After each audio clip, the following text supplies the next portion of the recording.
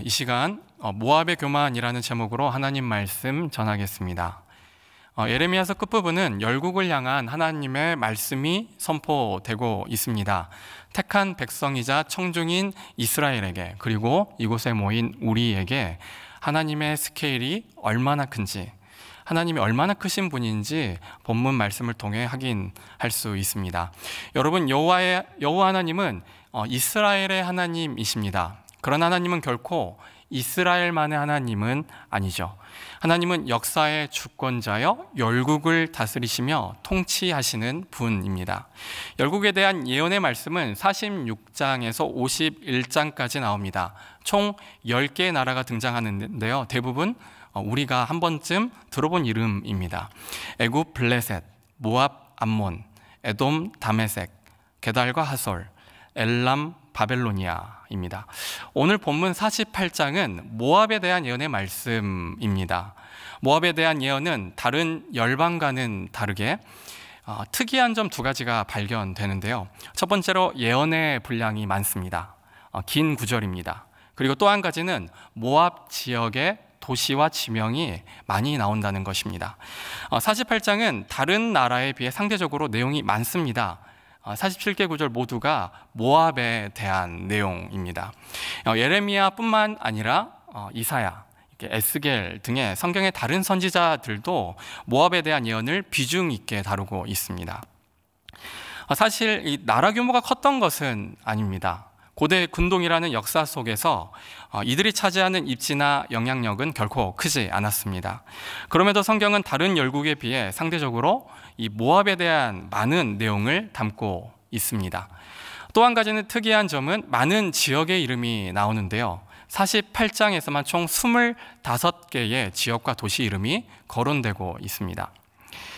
이러한 사실로 봤을 때 우리가 유추해 볼 수 있는 것은요, 본문의 저자뿐만이 아니라 당시의 이 1차 독자였던 이스라엘 백성들 또한 모압이 어떤 나라인지 매우 잘 알고 있었다는 것입니다. 이것은 무엇을 의미합니까? 이 이스라엘이 무척이나 잘 알고 있는 이 모압 땅에 이 전하는 엄중한 하나님의 말씀을 통해서 하나님께서는 당신의 백성들이 이 아버지의 본심을 깨닫게 되기를 원하셨던 겁니다. 여러분, 덧붙여서 오늘의 본문의 이해를 돕기 위해서 이 모압 지역에 대해서 좀 더 살펴볼 필요가 있습니다. 어제도 살펴봤지만 이 모압 지역은 비옥한 지형 조건을 갖추고 있었습니다. 당시 사람들에게는 매력적인 땅이었던 것이죠. 특별히 포도 생산지로 매우 유명했습니다. 그렇기에 부유한 곳이기도 했습니다. 이스라엘 중심으로 놓고 봤을 때 모압 지역은 이 지리적으로 가까운 곳에 위치해 있었습니다. 이스라엘 동쪽 지역이었고요, 이 사해바다 밑에 붙어 있는 나라입니다. 뿐만 아니라 혈통적으로 이스라엘과 가까운 나라였습니다. 이 아브라함의 스토리를 통해 우리가 알고 있듯이 소돔과 고모라 땅에 거주했던 롯의 혈통이기도 합니다. 그렇다면 하나님께서는 당시 잘 알려져 있던 나라, 이 모압 백성들에게 어떤 말씀을 선포하고 계십니까? 그 말씀은 엄중하고 무서운 심판에 대한 예언이었습니다.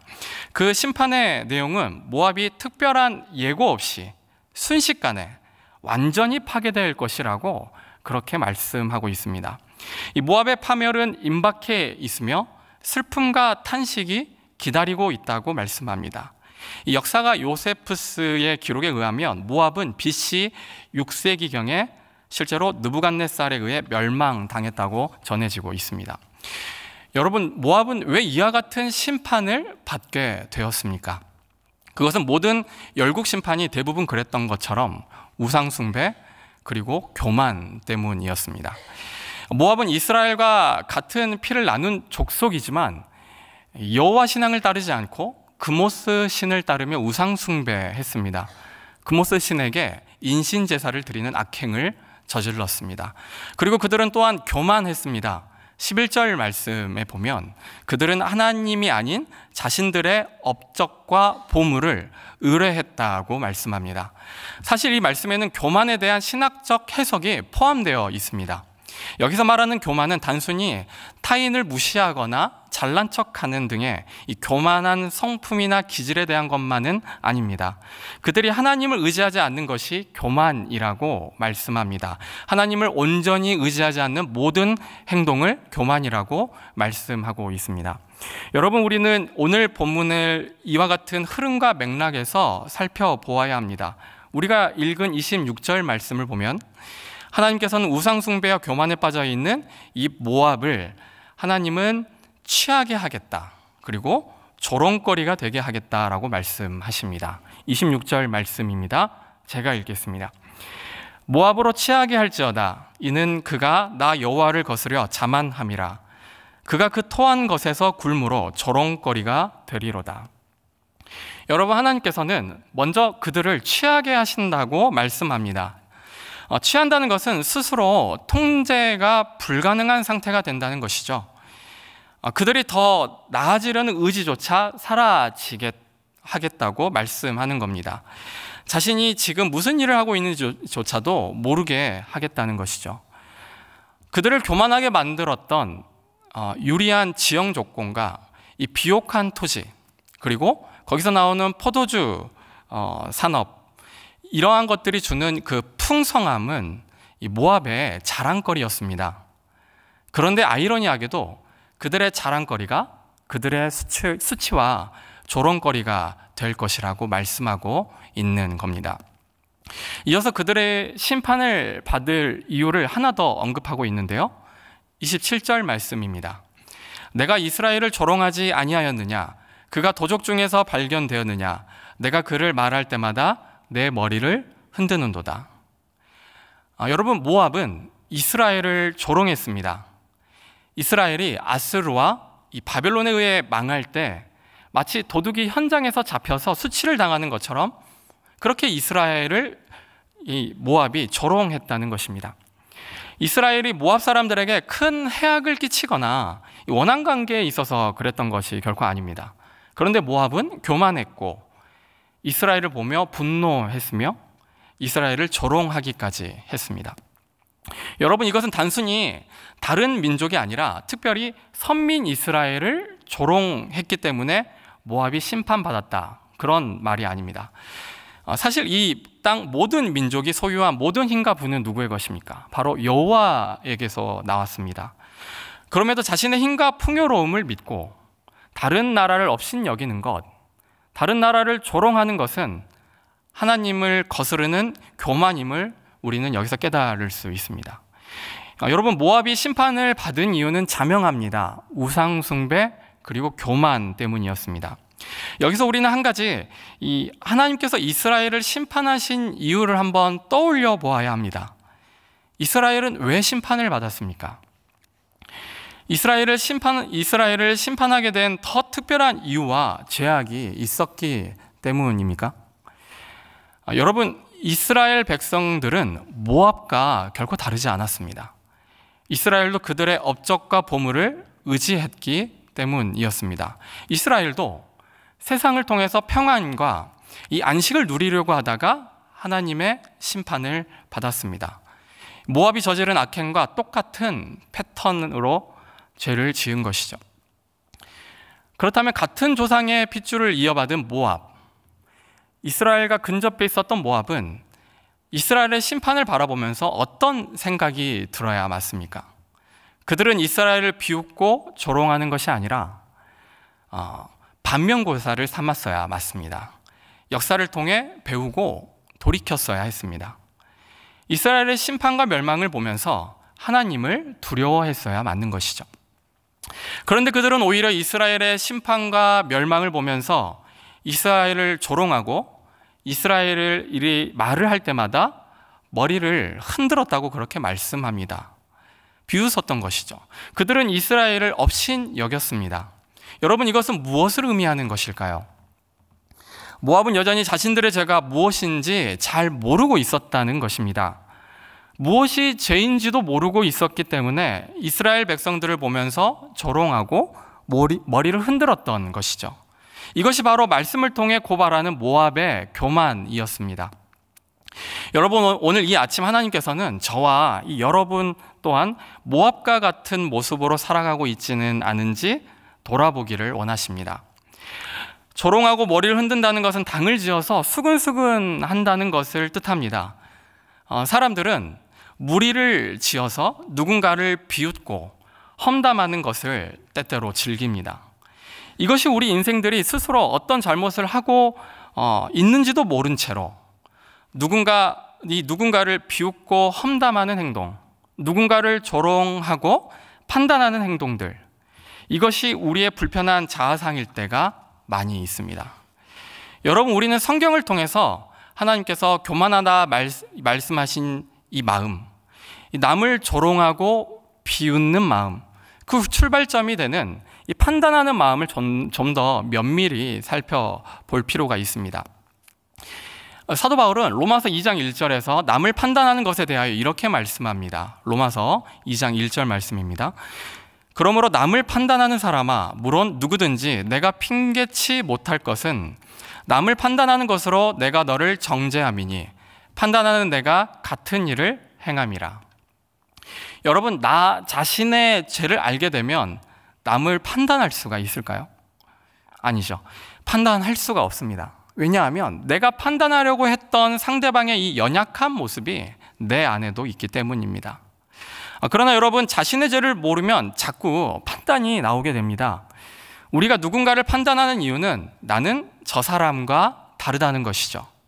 성경은 이러한 마음과 생각을 교만하다 말씀하고 있습니다.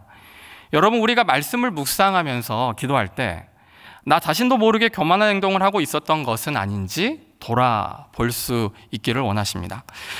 상대방을 판단하기 전에 자신을 돌아보고 겸손함으로 주 앞에 엎드릴 수 있기를 이 아침에도 주님은 소망하고 계십니다. 여러분, 교만한 마음을 성경은 무엇이라 말씀하는지 좀 더 살펴보기 원하는데요. 잠언 말씀에는 교만에 대해서 이렇게 말씀합니다. 잠언 16장 18절 말씀 제가 읽습니다. 교만은 패망의 선봉이요 거만한 마음은 넘어짐의 앞잡이니라. 잠언서는 교만하면 반드시 패망한다고 말씀하고 있습니다. 더 나아가 잠언서는 이 교만과 겸손을 비교하고 있는데요. 이 18장 12절 말씀입니다. 사람의 마음의 교만은 멸망의 선봉이요 겸손은 존귀의 길잡이니라.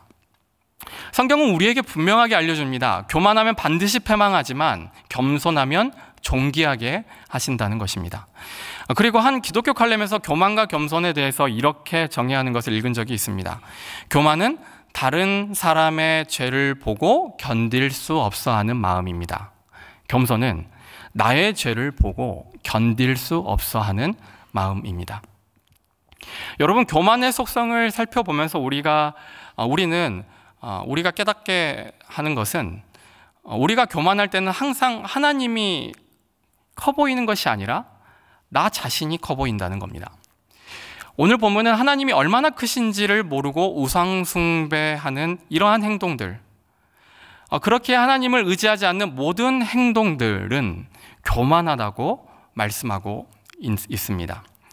27절에 이어서 성경은 이 모압의 교만에 대해서 상세하게 설명하고 있는데요. 특별히 모압의 자랑거리였던 이 포도에 대한 내용이 나옵니다. 32절, 33절 말씀을 제가 읽겠습니다. 신마의 포도나무여, 너의 가지가 바다를 넘어 야셀 바다까지 뻗었더니 너의 여름 실과와 포도에 파멸하는 자가 이르렀으니 내가 너를 위하여 곡하기를 야셀의 곡함보다 더하리로다. 기쁨과 즐거움이 옥토와 모압 땅에서 빼앗겼도다. 내가 포도주 틀에 포도주가 없게 하리니 외치며 밟는 자가 없을 것이라. 그 외침은 즐거운 외침이 되지 못하리로다. 여러분, 이 신마라는 곳은 모압의 포도 생산지를 지칭합니다. 이 모압의 포도주가 얼마나 유명한지 이 바다를 건너 대륙으로까지 수출했습니다. 이를 통해서 모압은 막대한 부를 얻게 되었습니다. 그러나 여러분, 하나님의 심판의 날, 그 막대한 부는 그들을 지켜주지 못했습니다. 그들이 의지했고 자랑했던 그 모든 것들, 하나님의 심판에서 그들을 보호해 줄 수가 없었습니다. 심지어 하나님의 심판의 날 그 모든 것들은 전부 다 빼앗깁니다. 이어지는 48장 이하의 이 내용들은 이제 전부 다 모압의 심판에 관한 내용들입니다. 그런데 중요한 것은 이런 모압을 보시며 울고 계시는 분이 계신다는 겁니다. 31절 한번 보십시오. 다 같이 읽겠습니다. 시작. 그러므로 내가 모압을 위하여 울며 온 모압을 위하여 부르짖으리니 무리가 기레레스 사람을 위하여 슬퍼하리로다. 여러분, 이처럼 모압의 심판을 보면서 우시는 분이 누구십니까? 그분은 바로 여호와 하나님입니다. 하나님께서는 자신의 공의와 정의로 모압을 심판하시지만 하나님은 이러한 심판 가운데 자기의 백성들을 자비롭게 여기시고 울고 계십니다. 심판받은 그 백성들을 보시면서 누구보다 마음 아파하시는 분이 바로 하나님이십니다. 마지막으로 본문의 결론이 이렇게 끝이 납니다. 35절 말씀입니다. 제가 읽겠습니다. 나 여호와가 말하노라. 모압 산당에서 제사하며 그 신들에게 분향하는 자를 내가 그치게 하리라. 마지막 결론에 하나님의 의지가 담겨있는 이 하나님의 뜻을 보여주고 있는 구절입니다. 그것은 이 모압 산당에서 제사하며 그 신들에게 분향하는 자를 내가 끊어버리겠다는 하나님의 엄중한 경고가 담기며 오늘 본문을 마무리합니다. 말씀을 마무리합니다. 오늘 본문은 하나님의 공의와 사랑이 말씀 곳곳에 나타나 있습니다. 역사의 주관자 되시는 하나님께서는 이 모압의 우상 숭배와 교만을 엄중히 심판하시지만 동시에 그들을 향해 눈물 흘리십니다. 그들을 심판하시지만 여전히 아파하고 계시는 하나님이십니다. 이 양립할 수 없는 심판과 자비가 공존하는 것은 인간의 이성으로는 받아들이기가 어렵습니다. 이해하기 힘든 영역입니다. 그렇기에 인간은 이처럼 크신 하나님, 역사의 주관자 되시는 하나님을 스스로 제한하고 오해하며 우상 숭배에 빠지고 교만에 빠질 때가 있습니다. 여러분, 이 아침에 우리가 결코 잊지 않아야 하는 것은요, 하나님은 너무나 크신 분이라는 것입니다. 이사야는 하나님의 크심을 이렇게 고백합니다. 이는 하늘이 땅보다 높음 같이 내 길은 너희의 길보다 높이며 내 생각은 너희의 생각보다 높음이라. 여러분, 우리는 하나님의 크심을 인정할 때야만이 교만해지지 않습니다. 오늘 본문은 우리가 하나님을 의지하지 않고 다른 신을 섬기는 것을 우상 숭배라고 말씀하고 있습니다. 뿐만 아니라 우리가 하나님을 전적으로 의지하지 않는 모든 행동들을 교만이라고 말씀하고 있습니다. 여러분, 우리는 하나님의 크심을 인정할 때야만이 우상 숭배하지 않습니다. 교만하지 않습니다. 바라기는 오늘 이 아침 우리 모두가 하나님의 크심을 인정하고 하나님이 역사의 주관자 되심을 인정할 수 있게 되기를 축복합니다. 그리스도의 공로와 자비 없이는 살아갈 수 없는 죄인임을 하나님께 낱낱이 자백하는 저와 여러분 되시기를 소망합니다. 성경이 우리에게 알려주는 것처럼 우리가 우리의 죄를 자백하면 그는 미쁘시고 의로우사 우리의 죄를 사하시며 우리를 모든 불의에서 깨끗게 하실 것을 믿으시는 저와 여러분 되시기를 소망합니다. 이 시간 들은 말씀을 생각하시면서 기도하시고 특별히 간구하고 소원하는 기도 제목을 가지고 주님께 기도합니다. 함께 기도하시겠습니다. 사랑의 주님, 우리가